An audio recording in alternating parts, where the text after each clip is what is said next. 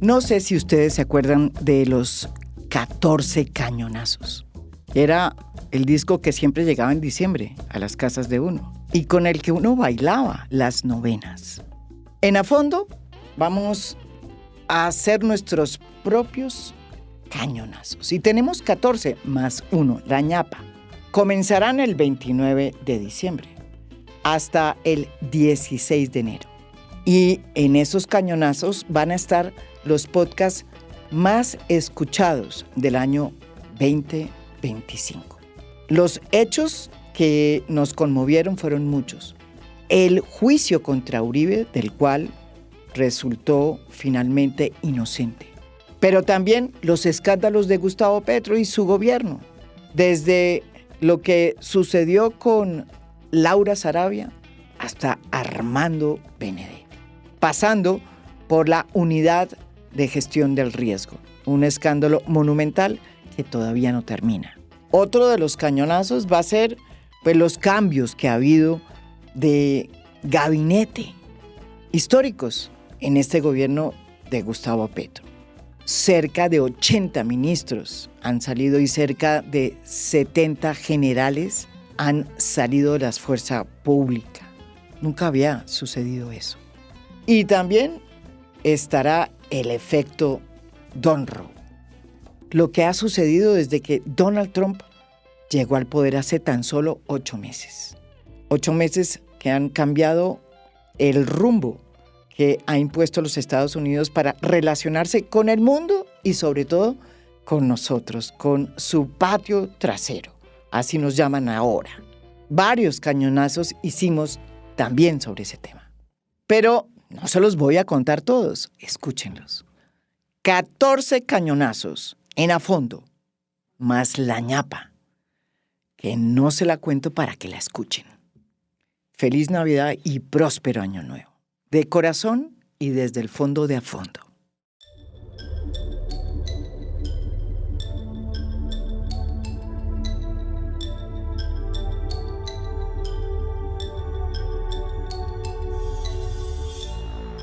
Esta semana un juicio que ha sido prácticamente una historia muy larga que comenzó por otras razones hace mucho tiempo y que es la primera vez que tiene a un expresidente ante la justicia, como es el caso del juicio contra Álvaro Uribe, tuvo un nuevo episodio. Para muchos un traspiés. Porque en pleno juicio, en plena audiencia del juicio en contra de Álvaro Uribe Vélez, el expresidente de Colombia, la juez del caso anunció que la Corte Suprema de Justicia le había ordenado dar trámite a una recusación que interpuso la defensa de Álvaro Uribe y que debía solucionarlo, resolverlo en 48 horas. Eso produjo una suspensión del juicio. Esta decisión ha sido tomada o recibida por parte de la defensa por parte de las víctimas del proceso y como un acto nuevo de dilación y como una evidencia de que lo que quiere la defensa del expresidente Álvaro Uribe es seguir dilatando el proceso para que prescriba. Este proceso prescribe, o este juicio prescribe, o el proceso prescribe, no el juicio, el proceso prescribe el 8 de octubre de este año. Para entender por qué la defensa del expresidente Álvaro Uribe recusa a la juez, por qué la decisión de la Corte Suprema pues es la de acatar lo que planteó la defensa. ¿Y qué significa eso en términos de dilación de un proceso que yo creo que ha sido, que ha eclipsado la política colombiana y que se lleva a cabo en medio de un ambiente preelectoral? Hemos decidido llamar aquí a el abogado defensor del expresidente Álvaro Uribe. Jaime Granados es una persona que ustedes conocen. Está desde el comienzo de este proceso que ha tenido muchísimas vericuetas y que comenzó hace muchos años, eh, cuando realmente el acusado era otro, era el entonces representante Iván Cepeda, quien había sido acusado por parte del expresidente Álvaro Uribe de manipular en las cárceles a testigos en su contra, para que dijeran que él tenía una vinculación derecha, estrecha con el paramilitarismo y especialmente con el bloque Metro. Bienvenido acá. Ah, bueno, y un proceso que además terminó, pues, como ven ustedes, pues, de alguna manera, eh, pues, de otra forma, porque inicialmente, el que acusó inicialmente a Iván Cepeda terminó de acusado. Como ustedes saben, el expresidente Álvaro Uribe fue acusado por la Fiscalía por 3 delitos y delitos graves, diría yo. Usted me dirá, doctor Granados, y em, el juicio finalmente se inició contra el expresidente Álvaro Uribe. Bienvenido aquí a fondo, abogado Granados. Bueno, Jimena, un saludo, como siempre, respetuoso, muy grato de estar en tu compañía en todos estos años, muchos Sí. que nos conocemos. Ujú. Creo que nunca hemos coincidido No, en la misma orilla es y dudo que correcto. en el futuro sea igual, pero Sí, eso no cambia, por supuesto, el aprecio, el respeto y que es interesante debatir con quien no piensa igual, porque para estar todo el mundo de acuerdo, pues sería muy aburrido. Y frente a esta introducción que has hecho, quisiera hacer dos precisiones simplemente. La primera, que no hay ningún riesgo de dilación, porque como lo dice muy bien la Sala Penal de la Corte Suprema de Justicia, ujú, eh, el hecho de que se tramite la recusación produce por mandato de la ley la ujú, suspensión no solo del proceso, sino del término de prescripción que está corriendo. ya, Es la única excepción que plantea nuestro legislador, justamente que cuando hay una discusión sobre recusación, se suspende y en caso que se declare infundada la recusación, es decir, que no prospere, ese tiempo pues no se cuenta para efectos de prescripción. En otras palabras, es como si no hubiera pasado.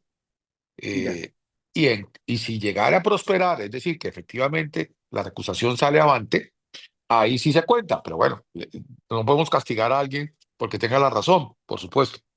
Y en ese sentido, pues sí quiera precisar porque la Corte se cuidó mucho de hacer ver explícitamente de que esta no era una maniobra dilatoria, que no constituía ningún peligro, ni ningún riesgo de dilación, y por eso, porque no lo digo yo, lo dice la Corte, que hay que hacer esa precisión. Y la segunda precisión, en relación con el tema de la prescripción, lo he dicho varias veces y en este escenario contigo lo reitero, la defensa no ha buscado ni ha creado las condiciones del riesgo de prescripción.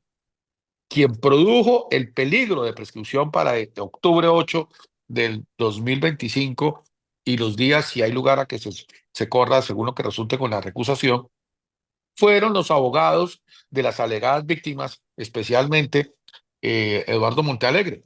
¿Por ¿por qué? qué? ¿Qué Porque dice? cuando ustedes recuerden que hubo lugar a la decisión que tomó una juez de control de garantías de Bogotá, que dejó en libertad al doctor Álvaro Uribe Vélez, en el momento en que el caso pasó de la Corte a los juzgados ordinarios por el cambio del sistema inquisitivo al acusatorio, en esa ocasión hay que decirlo con toda claridad, María Jimena, la consecuencia de esa decisión que había tomado la judicatura a través de esta juez de control de garantías fue ¿cuál?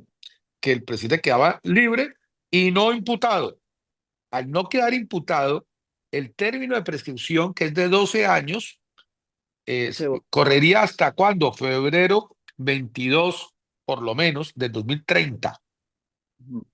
Sin embargo, al forzar mediante este recurso de apelación al que se considerara a Álvaro Uribe como imputado, que fue lo que hizo el juez cuarto penal de circuito, contrajo el término de prescripción, que era hasta el febrero del 2030, a la mitad y terminó quedando finalmente en el momento de la indagatoria, esto es 8 de octubre, y este caso 6 años, que fue el 2019, sería el 8 de octubre del 2025. Es decir, lo redujo 5 años. ¿Fue la defensa la que redujo esos 5 años? No, fueron las alegadas víctimas. Entonces, ya que ellas quisieron esto, pues que tienen que vivir con esas consecuencias, no nosotros. Nosotros lo que queremos es que el caso finalice, que se finalice con una decisión que diga que Claro. es inocente porque es la verdad y la estamos probando. Pero, doctor Granados, evidentemente sí ha habido unos intentos de dilación desde el inicio del proceso, porque precisamente por eso el presidente, el expresidente, cuando era senador, decidió eh, salirse del Senado y salir de la Corte Suprema de Justicia, que era su juez natural en ese momento, irse a la fiscalía. Y eso produjo todo un reconteo de nuevo. ¿Hay intentos o no? Sí ha No, habido, no, no, para nada, María Elena, te lo digo ¿por con qué, toda claridad. por qué el presidente El cambio de decidió sistema, el el, cambio de sistema no generaba ningún cambio en la prescripción. La prescripción es la misma con el sistema inquisitivo o con el sistema acusatorio. Eso no cambia. sí, Segundo, la razón de ser de pero por si no qué, cambia, ¿para qué se cambió? no, no, ¿Para qué no se avanzó? cambió por dos razones, A no ver, por prescripción para nada. La primera ¿cuál? razón es que de facto Álvaro Uribe Vélez no podía ejercer su función de senador estando detenido en su casa. Entonces, un acto de honestidad, decir, mire, si ya que la Corte tomó esa determinación de detenerme, cosa que no estoy de acuerdo, pero la tomó, yo no puedo ejercer la senaturía desde mi casa en detención domiciliaria. Entonces, lo honesto, con su responsabilidad que siempre ha tenido Álvaro Uribe Vélez en todo lo que ha hecho en su vida pública, Ujú, renuncia por eso. La consecuencia de la renuncia, al no ser delitos de naturaleza funcional, ujú. unánime por la Corte Suprema de Justicia en pleno, no ni siquiera la penal. Toda la Corte determinó que no era, por tanto, competencia para que se quedara en manos de la Corte y aún más, y el paso del sistema obligaba a que se hiciera por la vía del sistema acusatorio.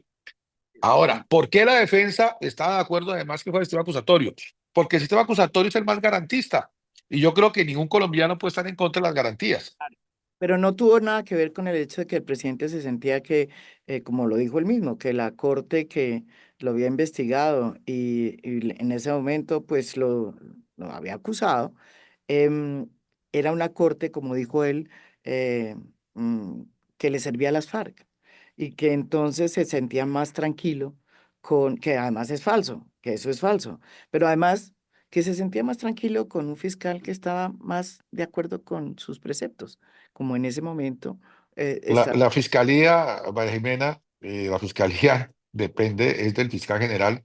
Y te cuento, el fiscal que acusó al presidente Uribe como ciudadano y que nos lleva a este juicio es un fiscal que estaba en la fiscalía, siendo fiscal todavía, el doctor Barbosa, estando su vicefiscal Mancera, la vicefiscal y luego encargada. No fue Ujú. un fiscal puesto por la doctora Luz Adriana, actual fiscal general. No, Entonces, no. aquí el tema no tiene que ver con que la fiscalía o la fiscalía, el tema es de garantías de un sistema. No sé si tú recordarás, pero cuando se dio el cambio de sistema en el año 2002, yo fui uno de los que más lo impulsó y como miembro de la Comisión Constitucional hizo la ponencia para pasar al sistema acusatorio. Y la razón por la que convencimos al Congreso y logró abrirse camino en la Corte Suprema, en la Corte Constitucional en su momento, es que se reconoce que es mucho más garantista el sistema acusatorio, donde hay división de funciones, a lo que se tiene un sistema inquisitivo como el que todavía subsiste para casos como el de los aforados constitucionales plenos ante el Congreso. De hecho, eso llevó a una reforma que se creara una sala de instrucción, que es insuficiente todavía. Pero Ojalá eso. el reclamo de garantías, que finalmente es la realidad hoy, aceptada por la Corte Suprema, aceptada por la Corte Constitucional y que es pacífica, pues no puede ser un motivo de diferencia. Ahora, lo que nos importa al final del día es que con el respeto de esas garantías se Ujú. adelante el proceso, se tengamos un juicio que ya estamos teniendo y los resultados del juicio para la defensa son ampliamente satisfactorios. Podría decir que difícilmente podrían ser mejores. Sí, eso lo oye, usted está muy optimista, pero vamos un poco a lo que ha pasado en el tema de la recusación. ¿Cuáles son los argumentos que la defensa tiene para haber recusado a esta juez que, por lo que yo he visto, es una juez que está dándole rápido a este proceso precisamente para evitar la prescripción del 8 de octubre? Lo primero que argumentamos, que fue una argumentación de más de 2 horas y que voy a sintetizar en 5 minutos máximo, es lo siguiente.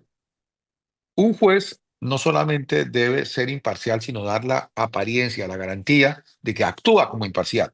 Eso es lo que se denomina imparcialidad objetiva. Y esto Ujú. no es un invento de la defensa, un tema doctrinario de la defensa.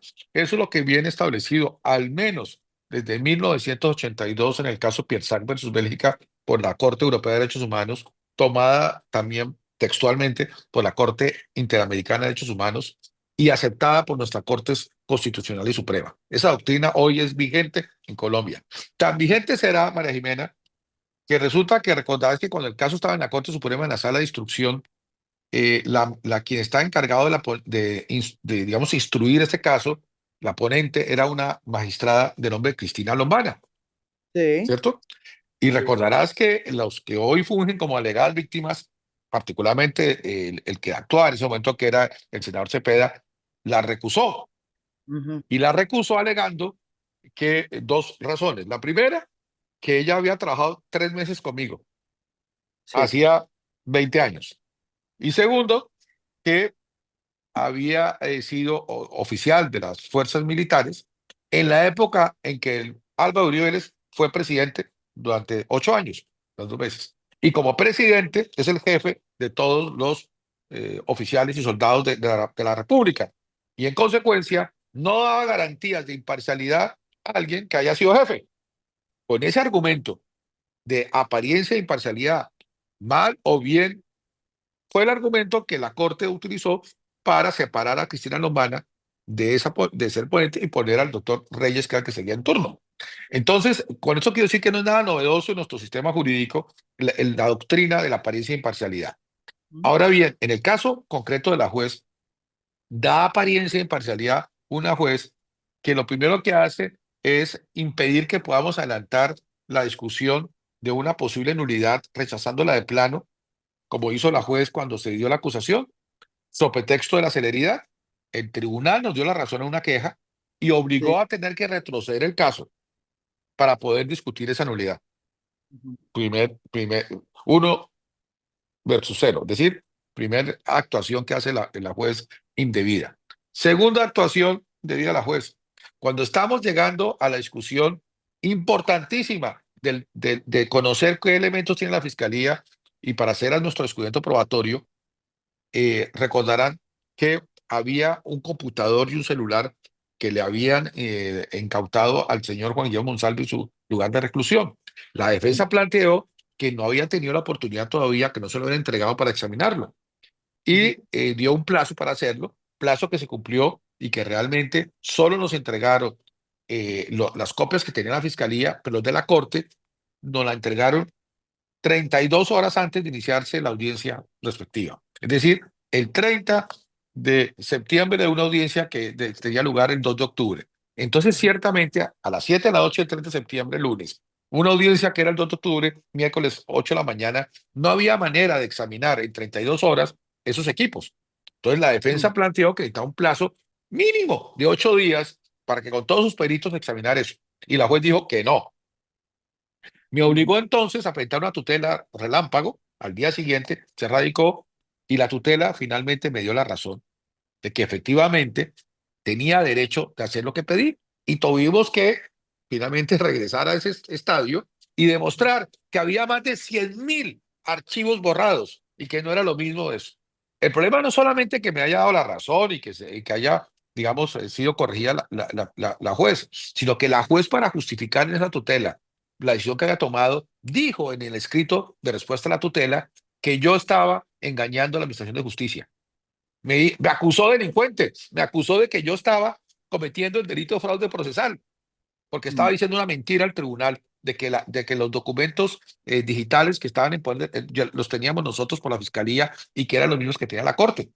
Y Ujú. probamos que eso no era cierto. Y el tribunal nos dio la razón. Entonces, dígame, ¿qué defensor se puede sentir tranquilo con una juez que lo está acusando de cometer un delito? que no existió y que el tribunal me dio la razón.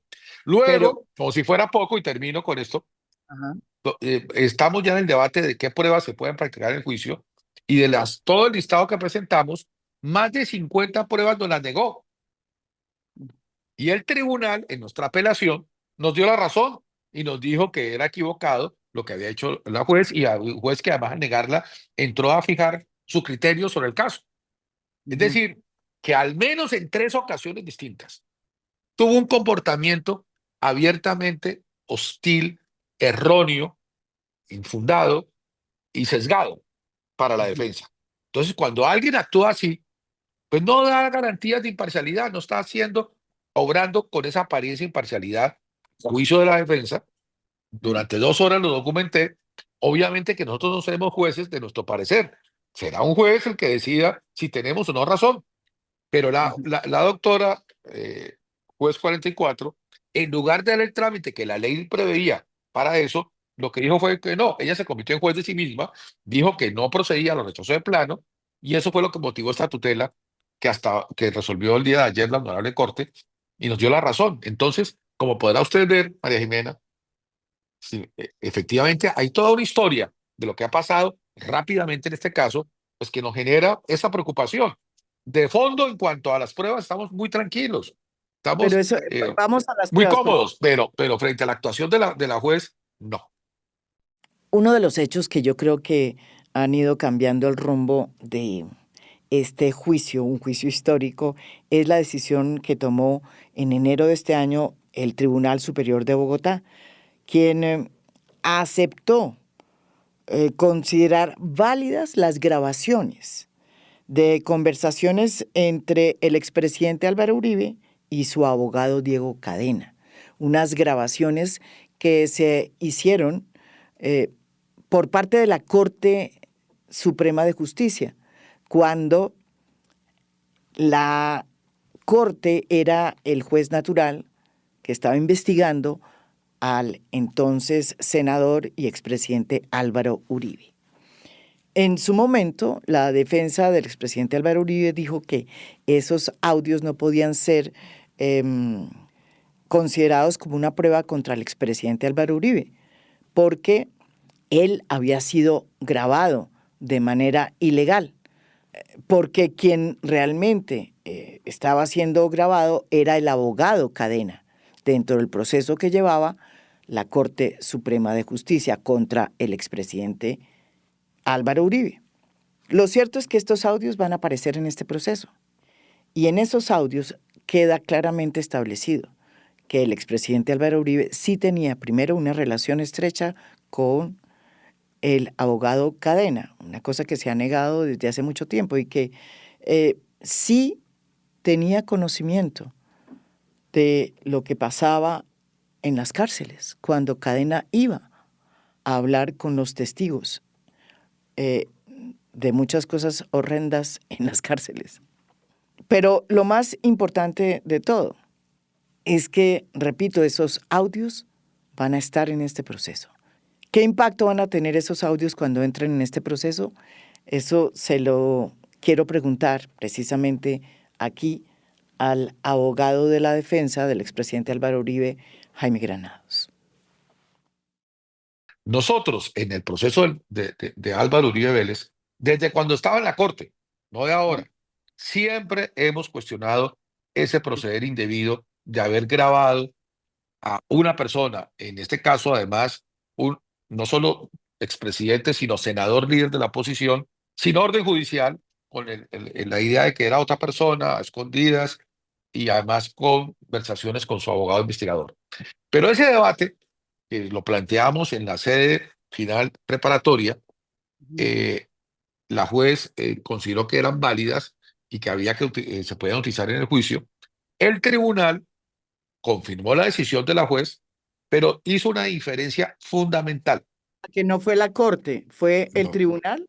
el tribunal. Y el Tribunal Superior Judicial de Bogotá dijo, eso que se permita introducir, si así lo estima el ente acusador, esas grabaciones, no es porque ya esté resuelto de que son lícitas y que no hay problema, no. será en el juicio, que es su escenario natural, donde se dará el debate si realmente se hizo bien o mal el procedimiento de esas grabaciones. Y tendrá la oportunidad la defensa de hacer su debate allá. Y en ese instante habrá la oportunidad de pronunciarse por la judicatura con todos los recursos de ley. Entonces está abierta la discusión y estoy esperando, créeme, ese momento en el juicio. O Pero sea que, además de hecha esa precisión, María Jimena, frente al tema de las grabaciones, quiero decirte que no solamente de lo que no ha pasado, que ya lo veremos en juicio, que esa prueba no ha llegado, pero lo que sí ya ha pasado, yo no quiero adelantarme a las pruebas que todavía no están en el proceso. Una característica del sistema acusatorio, María Jimena, y para todos, es sí. que solo es prueba lo que se practica en el juicio con todas las garantías de inmediación, concentración, etcétera. Y en este caso, hay que decirlo, María Jimena, Sí. en este caso, pues solamente podemos hablar de las pruebas que han sido objeto hasta ahora de presentación en el juicio. Y de estas que hasta ahora se han presentado, yo no voy a utilizar una cámara del tiempo, lo que va a pasar la otra semana, o la siguiente, lo que hasta ahora ha pasado, ningún testigo, ni siquiera los que estaban en la cárcel de La Picota, ni siquiera el abogado de Juan Guillermo Monsalve, Héctor Romero, han señalado, no digo Álvaro Uribe, han señalado que Diego Cadena hubiese hecho algo indebido, que le hubiera hecho una propuesta indebida a Monsalve, que le hubiera dicho que faltara la verdad o algo por el estilo. Entonces, cuando uno entra a lo que hasta ahora se ha aprobado, y repito, no entremos en lo que falta, sino que hasta ahora se ha aprobado, lo que muestra es que Álvaro Uribe Vélez no ha hecho él, ni ha determinado a nadie a hacer algo indebido. Por ejemplo, el Tuzo Sierra, se pudo Bueno, apreciar cabalmente que en ningún momento Álvaro Uribe le pidió al Tuzo Sierra que dijera o no dijera algo frente al caso, distinto a lo que él bueno, ya había dicho y cuándo dijo y cómo sí Tuzo lo Sierra visitó es como, Iván Cepeda, etcétera. Y así sucesivamente. claro, el Tuzo Sierra es como, o sea, ha tenido tantas versiones de todo que incluso fue desmentido por el propio Mancuso, tampoco que fue, Mancuso lo dice. Oh, muy importante, Mancuso sostuvo en este juicio, María Jimena, por eso es bueno que no haya, digamos, tantos juicios paralelos. En el juicio de Álvaro Uribe Vélez, Mancuso sostuvo, Ujú. ni más ni menos, que es cierto que en la conversación con el Tuzo Sierra, Iván Cepeda y compañía, y da Córdoba, preguntaron No, por no, los hermanos Uribe Vélez. ah, Eso no ah, es un invento del Tuzo Sierra, lo ratificó Mancuso en este juicio. Y te puedo pero decir en también dijo, detalle cada cosa. sí, claro, pero también dijo que el Tuzo Sierra era un mentiroso y que cambiaba Mancuso, no, no, no, no, no, lo no. que decía. Mancuso en el juicio no lo dijo porque además no le correspondía decirlo. Él lo puede decir luego ante los medios o puede decirlo en lo que él quiera cuando se abraza con el presidente Petro y se cambian los sombreros y demás. No, en el juicio, que tiene unas reglas claras, Sí, eso no se sí. dijo.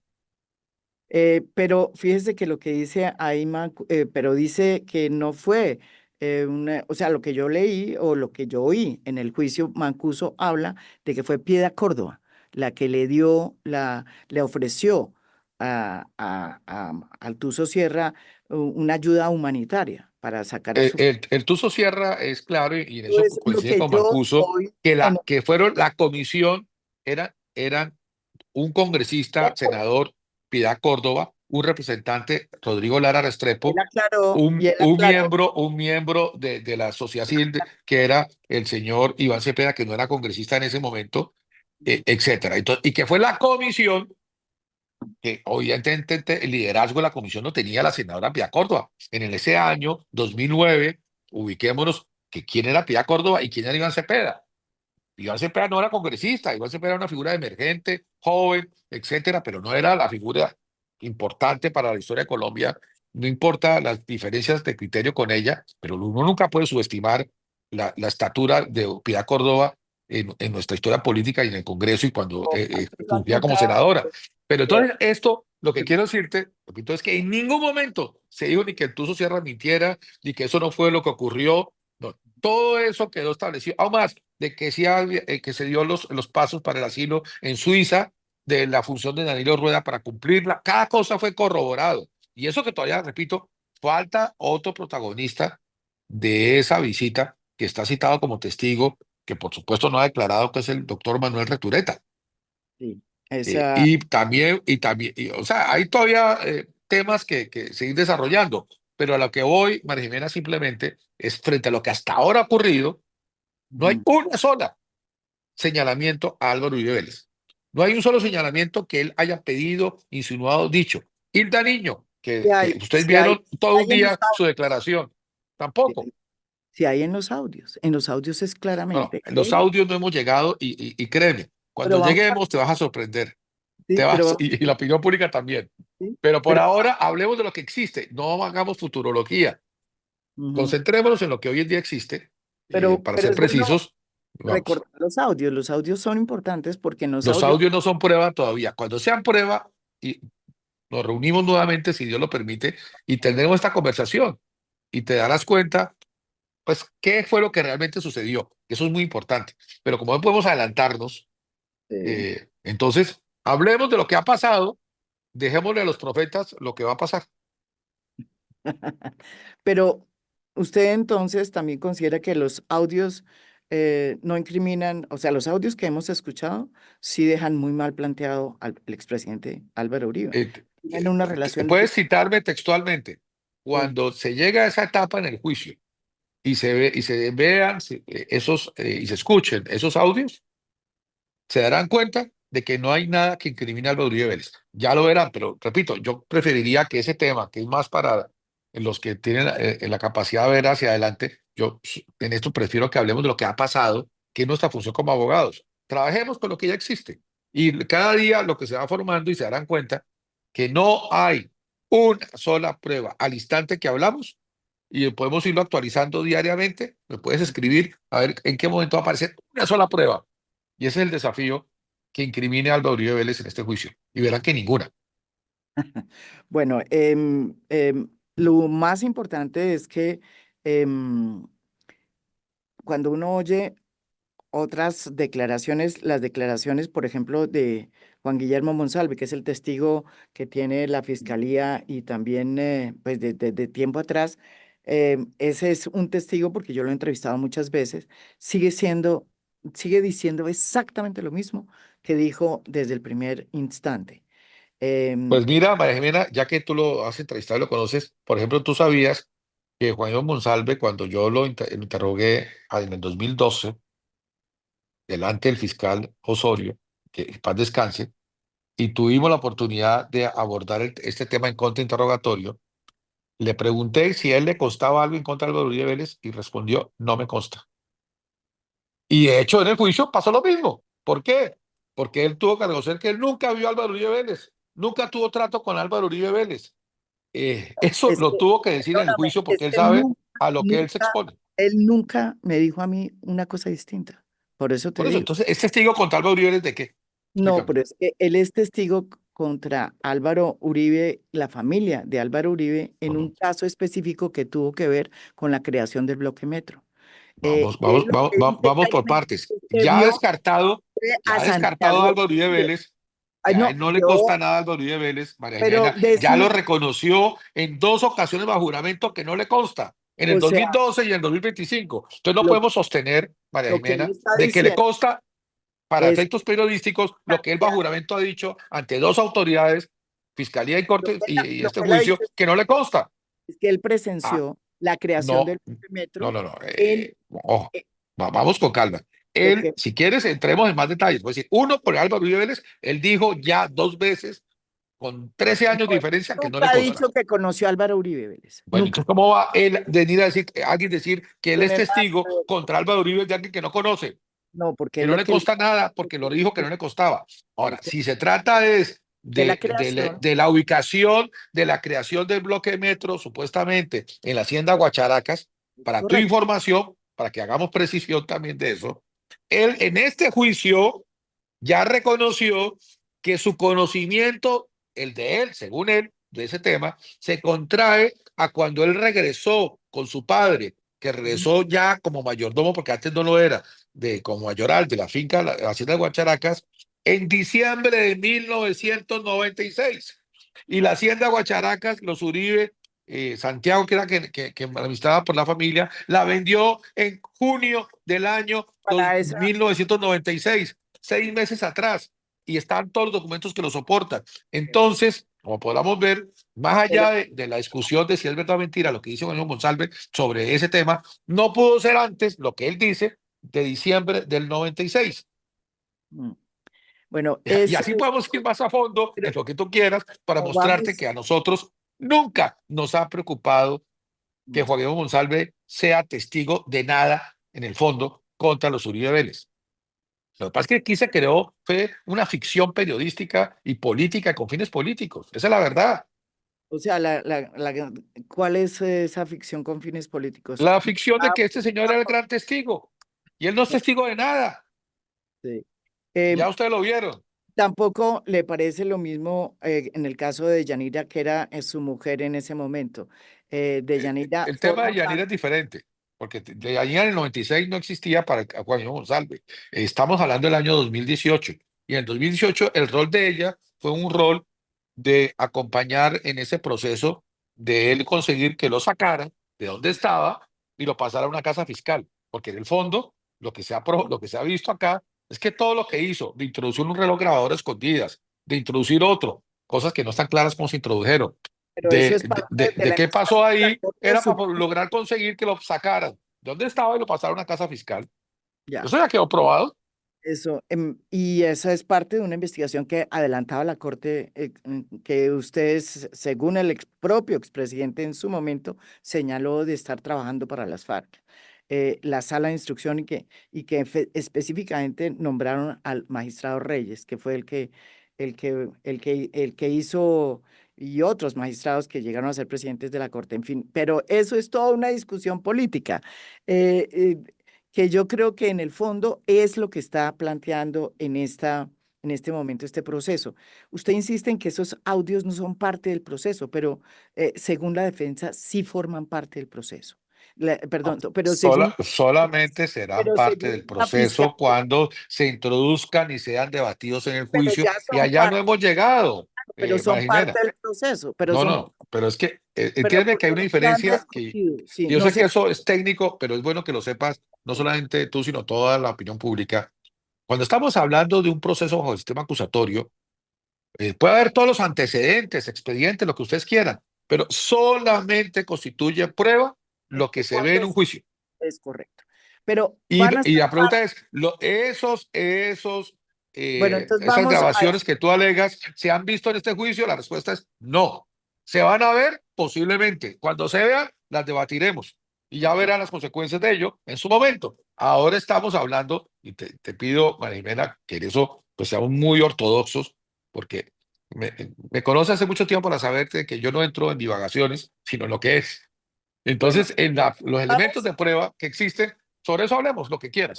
vamos entonces a lo que viene. Vamos pues al proceso para que la gente entienda. Entonces, estamos ahora en el momento en que se están presentando los testigos que tiene la fiscalía. Muy bien, están pasando, han pasado muchos de ellos, los hemos visto y vamos a llegar a un momento en que va a presentar la defensa los testigos que tienen en defensa, obviamente, del expresidente Álvaro Uribe. ¿Cuándo comenzará eso? Yo no le voy a preguntar quiénes son 74, pero los conocemos, muchos de ellos. Ya lo tengo la lista. Y mi pregunta es, ¿está Néstor Humberto Martínez? ¿Está Uribito? Creo que se lo aceptaron o no. Andrés Felipe Arias, correcto, el tribunal nos dio la razón. Eh, eh, Hay un número importante de pero mi testigos y de mi peritos. pregunta es, ¿qué diablos tiene Néstor Humberto Martínez o Uribito, Andrés Felipe? eh, em, con el tema del juicio contra Álvaro Uribe. ¿Qué Te diablos? explico, María Jimena, repito, faltará que eso llegue, pero voy a explicar por qué se Primero pidió en para que general. nos explique, Nuestro porque método, María Jimena, y para la ilustración tuya y la opinión pública, eh, en un sistema como el adversarial que rige en Colombia, la defensa no tiene ninguna carga probatoria. Es decir, nosotros podríamos simplemente limitarnos con la prueba que trae la fiscalía, confrontarla y no traer un solo testigo, ni documento, ni perito de la defensa. Y sería válido, es una opción. Pero la defensa asumió un desafío y era no solamente referirnos a toda la prueba de la fiscalía y confrontarla, y vamos muy bien, sino la nuestra para probar por vía del método reconstructivo, reconstruir todos los episodios, los 6, tal vez 7 episodios que tiene este juicio. Y en uno de esos episodios, pues tiene importancia Andrés Felipe Arias en una parte concreta que es el relacionado con el Tuzo Sierra. Eh, sobre ese mismo episodio y sobre el episodio de Hilda Niño, tiene referencia el doctor Néstor Roberto Martínez en un tema muy concreto, puntual. Y así sucesivamente, verán todo el listado. Los testigos que tenemos son muchos, no porque tengan mucho que decir, muchos de ellos serán muy concretos, porque en la reconstrucción de todos los episodios su intervención fue concreta, Ya. puntual. Nosotros no estamos utilizando el método de poner al testigo a que nos cuente toda su vida, cuando lo que importa pueden ser 5, 15 o 20 minutos de lo que hizo. Entonces, allá llegaremos cuando lleguemos. Ese río lo cruzaremos cuando lleguemos allá.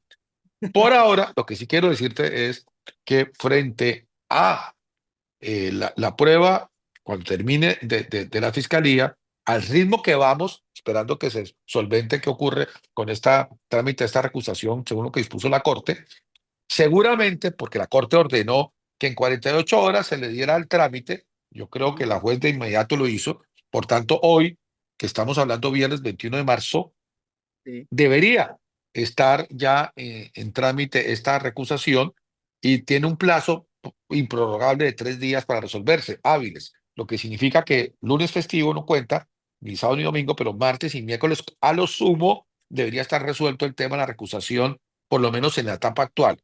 Si a quien le corresponde el turno resolver la recusación coincide con la juez de que no hay mérito de la misma, la declara infundada, el asunto queda concluido y se retoma seguramente el Ujú. jueves con la juez actual presidiendo este juicio. Si llegara a considerar en su sabiduría, quien está estudiando la recusación, que sí procede la misma, entonces, como hay una diferencia de criterio, tiene que escalar al Tribunal Superior de Bogotá para que sea el tribunal quien se pronuncie de plano. ¿Eso qué significa? Que en un término, no antes, tal vez del miércoles, martes, por rápido, ni después de 8 días luego, aproximadamente, calculo, se está definiendo la recusación, para lo que sea. Y Ya, luego continuará el juicio, porque no se anuló nada, afortunadamente, del juicio. Entonces, a sí. este ritmo, creería que de aquí a Semana Santa o en Pascua, por tarde, estaría culminando la fiscalía su prueba, al ritmo que llevamos, 4 días a la semana prácticamente, y la defensa empezaría su práctica de sus pruebas inmediatamente después. Es decir, tenemos unas muy buenas posibilidades de que este juicio termine a tiempo para que se conozca la verdad y se haga justicia. Esa es nuestra aspiración, y creemos que a este ritmo que se ha impuesto, que ha sido muy fuerte, sin precedentes en la historia de Colombia, llegaremos allá. Y ya la verán. Lo que pasa es que, repito, es que yo no, vamos a ver la película según cada paso, no nos adelantemos. Es como si vas a ver una serie y vas a ver por el último capítulo. Y en un juicio, pues nadie puede predecir lo que va a pasar al día siguiente, salvo que tenga un don de profecía. Nosotros aquí nos limitamos a hacer el trabajo día a día de la discusión y análisis de la prueba. Y sobre eso, concentrémonos, te pido ese favor, y ya lo que se quiera debatir de lo que ha pasado, se debatirá. Y como esto va a ser todas las semanas hasta cuando Sí. Dios permita que se termine el juicio, pues habrá mucha tela que cortar. Para poner en contexto a la gente que nos está oyendo y nos está viendo, hay que decir que este proceso tuvo un vuelco y surgió realmente en el 2018, cuando la Corte Suprema de Justicia dio un vuelco en su investigación que tenía adelantada contra el entonces representante a la Cámara, Iván Cepeda, quien había sido acusado por el expresidente Álvaro Uribe, que en ese momento era senador, de estar manipulando testigos en las cárceles para ponerlos en su contra. La Corte, en el 2018, decidió archivar, después de una somera investigación, archivar el proceso contra Iván Cepeda y abrir un proceso por manipulación de testigos contra el expresidente Álvaro Uribe. De ahí viene este tema. Y desde entonces estamos presenciando todos los pasos de un proceso que ha tenido momentos muy complicados, como por ejemplo el que se vivió cuando la Corte Suprema de Justicia, la Sala de Instrucción, decidió capturarlo mientras investigaba. Y él, como bien lo recordamos, decidió que era hora de renunciar a su fuero, que era el fuero que tenía ante la Corte Suprema de Justicia, y pasar a la Fiscalía, donde al parecer se sentía más tranquilo, porque ahí de pronto tenía un fiscal más amigo de él. Esa decisión la tomó no sin antes decir que la Corte Suprema de Justicia que lo estaba juzgando estaba integrada por magistrados que le respondían a las FARC. No se puede negar que hay un trasfondo político en este proceso, como creo que lo tiene muy claro también nuestro invitado de hoy aquí en A Fondo. Pues mira, María Jimena, Comenzó así. es claro que hay un trasfondo político, sin duda. Es claro que las referencias que hizo Álvaro Uribe se refiere a un magistrado en particular, que es César Reyes, no a la Corte. Y es claro también que el origen de este caso no se remonta al 16 de febrero del 2018. El origen de este caso se remonta a cuando Álvaro Uribe Vélez iba a dejar la presidencia, como todo demócrata, acató los fallos judiciales que determinaron que no podía haber un intento de un referendo para tener un tercer periodo, y efectivamente se dio la sucesión presidencial como se tiene que dar una democracia. En el momento en que él ya estaba de salida de la presidencia, empieza esa búsqueda desesperada de sus enemigos políticos de tratar de generar, enlodarlo para la historia y buscarle situaciones judiciales a él y a su hermano Santiago. Y por eso, no es de extrañar, hay un paralelismo del caso de su hermano Santiago con el llamado 12 Apóstoles y el caso del expresidente Álvaro Uribe Vélez. Y entonces, desde el año 2010, por lo menos, y lo digo porque soy el abogado de ambos, desde esa época lo estamos llevando, ha tenido que defenderse. Ya logramos una sentencia absolutoria el año pasado, en el caso de Santiago Uribe, los 12 Apóstoles. Estamos pendientes de que el Tribunal Superior de Antioquia resuelva en su momento la apelación que presentaron las partes civiles de ese caso.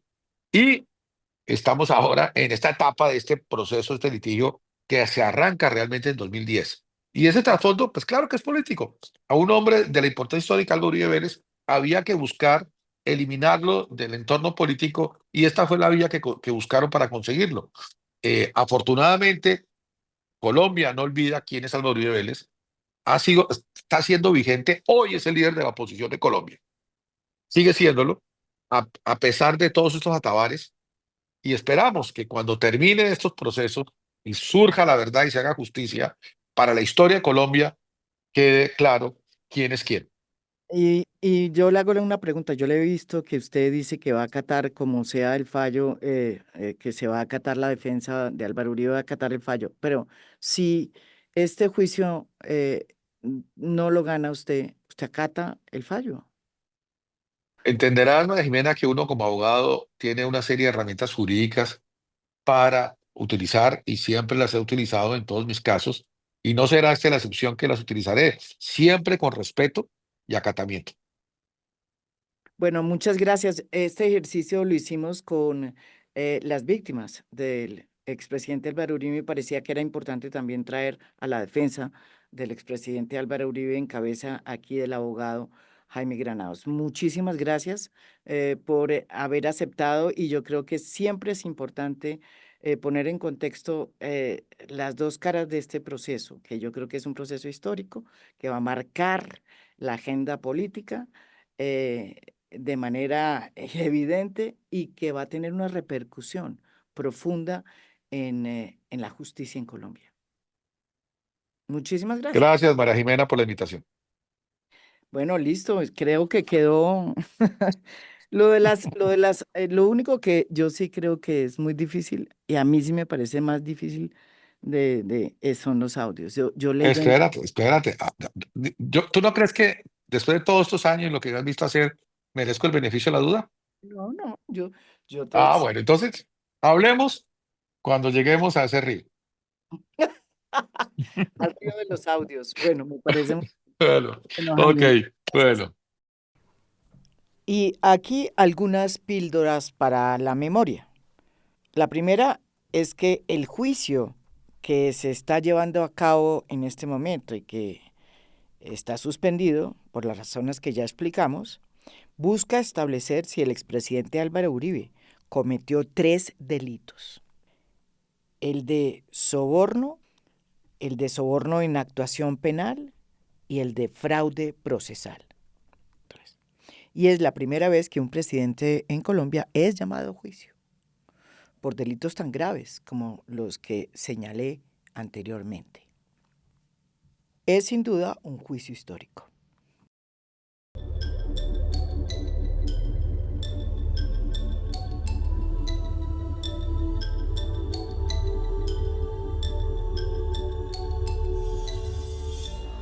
A Fondo es un podcast producido por Mafialand. Producción general, Beatriz Acevedo. Producción de audio, Daniel Chávez Mora. Música original del maestro Óscar Acevedo. Nos pueden escuchar también en mi canal de YouTube. Gracias por escuchar. Soy María Jimena Duzán.